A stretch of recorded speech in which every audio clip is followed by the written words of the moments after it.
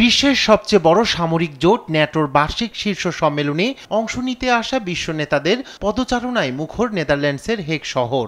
Ukraine Russia যুদ্ধ ও Iran Israel সংঘাতের মধ্যেও আলোচনায় স্থান পায় প্রতিরক্ষা বাজেট বাড়ানোর প্রসঙ্গ। রাশিয়া থেকে সৃষ্ট হুমকি এবং ক্রমবর্ধমান বৈশ্বিক অস্থিতিশীলতা মোকাবেলায় নিজেদের প্রতিরক্ষা ব্যয় উল্লেখযোগ্য হারে বাড়ানোর পথে হাঁটছে ন্যাটো। সম্মেলনে প্রতিরক্ষা ব্যয় বাড়ানোর বিষয়ে প্রতিশ্রুতি দিয়েছেন নেতারা। এদিন জোটের সদস্য দেশগুলোর সুরক্ষা নিশ্চিত করার ব্যাপারে নিজের প্রতিশ্রুতি পুনর্ব্যক্ত করেন ট্রাম্প। এই প্রতিশ্রুতি ট্রাম্পকে জোটের প্রতি তার অঙ্গীকার নিয়ে সন্দেহ দূর করতে উৎসাহিত করবে, এমন আশাবাদ ইউরোপীয় মিত্রদের।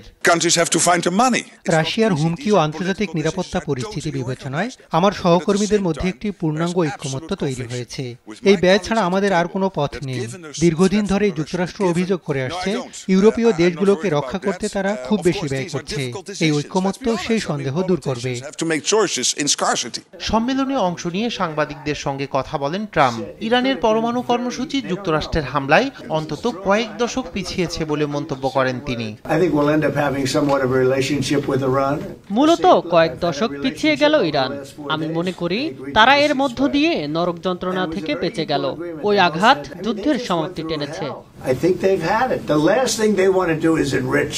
ইরানের বাইরে গাজার যুদ্ধ নিয়েও মন্তব্য করেন ট্রাম্প। গাজায় যুদ্ধবিরতি ও বন্দিমুক্তি চুক্তির বিষয়ে বড় ধরনের অগ্রগতি হয়েছে বলে জানান মার্কিন প্রেসিডেন্ট।